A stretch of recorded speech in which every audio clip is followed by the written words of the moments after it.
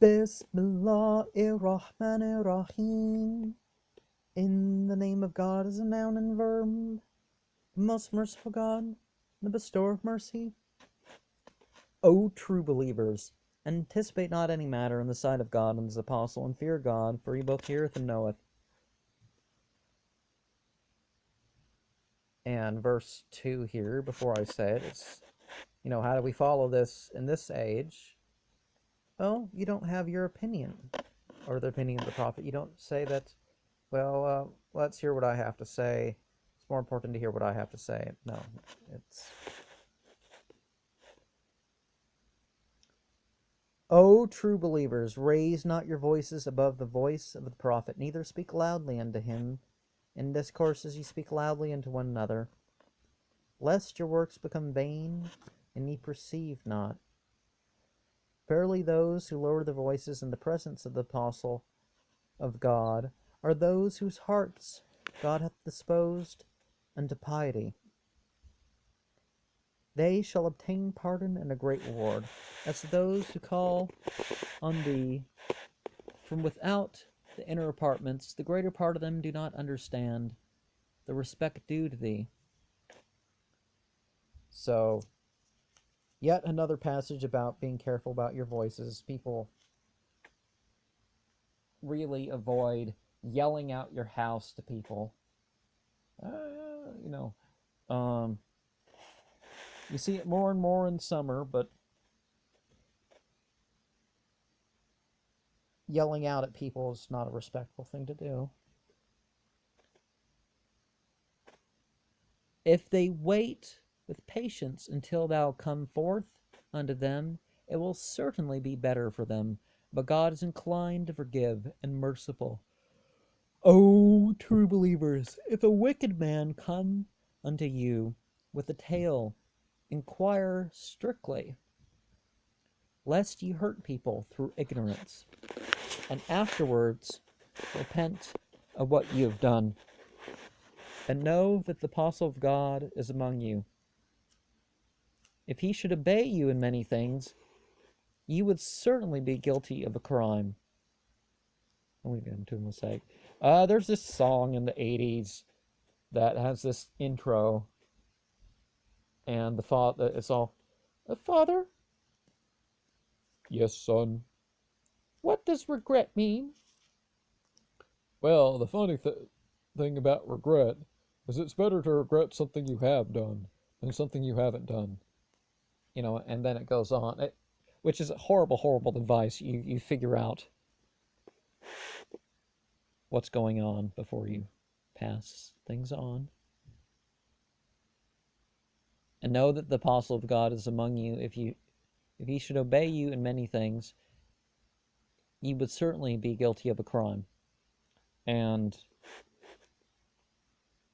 again, the teachings of Mohammed have gone on to this day.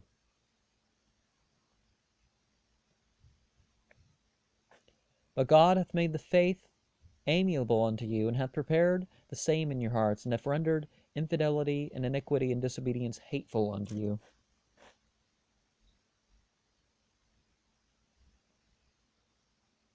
These are they who walk in the right way through the mercy of God and the grace, for God is knowing and wise. And again, one of these 56 verses, God making faith something you love and making wickedness something you despise. وَاعْلَمُوا أَنَّ فِيكُمْ رَسُولَ اللَّهِ لَوْ يُطِيعُكُمْ فِي كَثِيرٍ مِّنَ الْأَمْرِ لَعَنِتُّمْ وَلَكِنَّ اللَّهَ حَبَّبَ إِلَيْكُمُ الْإِيمَانَ وَزَيَّنَهُ في قلوبكم وكره عليكم الكفر والفسوق والعصيان أولئك هم الراشدون.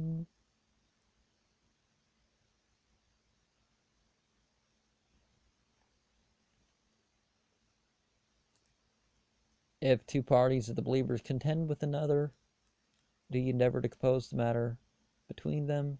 And if the one of them offer insult to each other, fight against that party which offered the insult until they return to the judgment of God.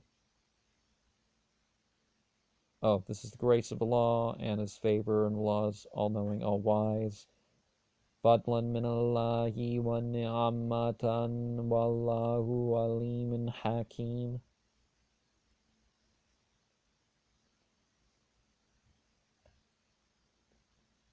If two parties of the believers contend with one another, do ye endeavor to compose the matter between them?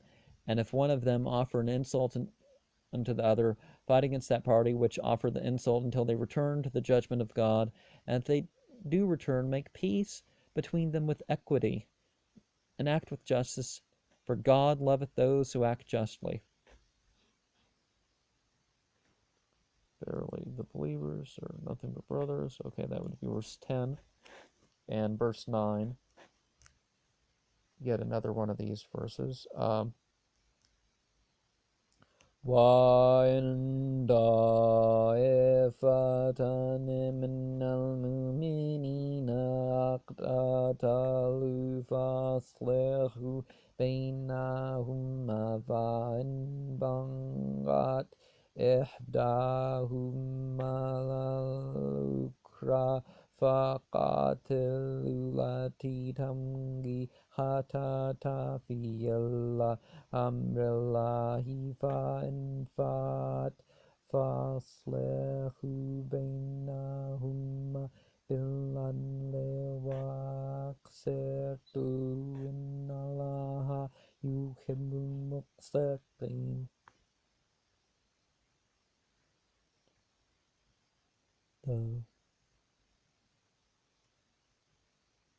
Verily, the true believers are brethren. Wherefore reconcile your brethren, and fear God, that you may obtain mercy.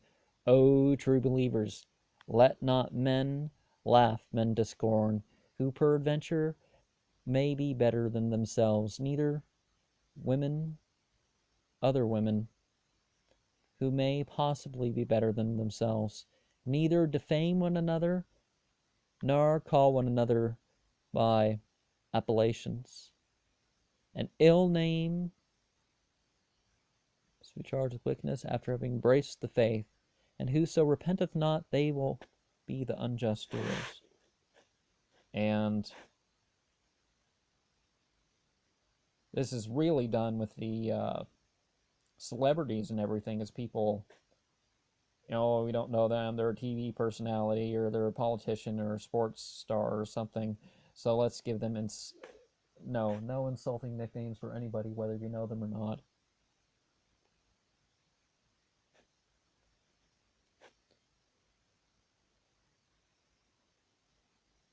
O true believers, carefully avoid a suspicion, for some suspicions are a crime.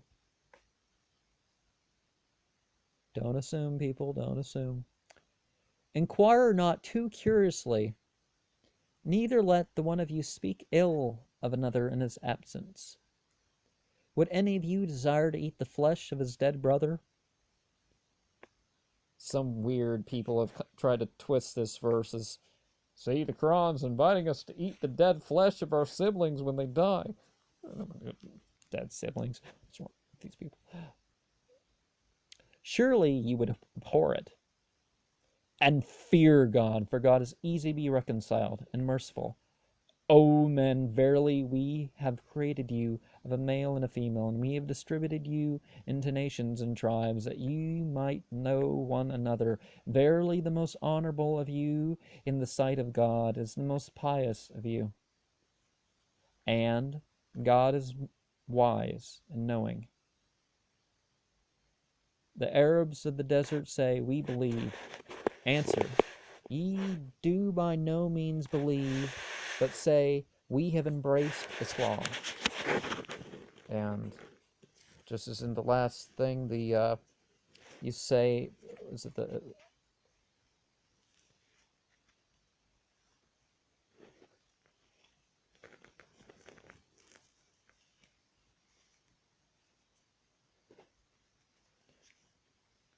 that how can we call ourselves Sunni and Shia and the body and all these other things when Islam is what we're supposed to call ourselves, this making up other distinctions in order to make ourselves look better or something. It's just not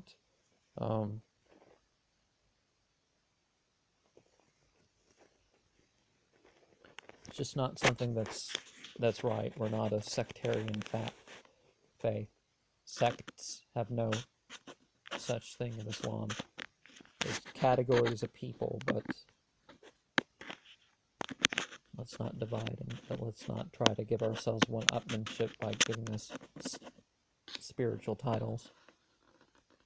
For the faith has not yet entered into your hearts. If you obey God and his apostle, he will not defraud.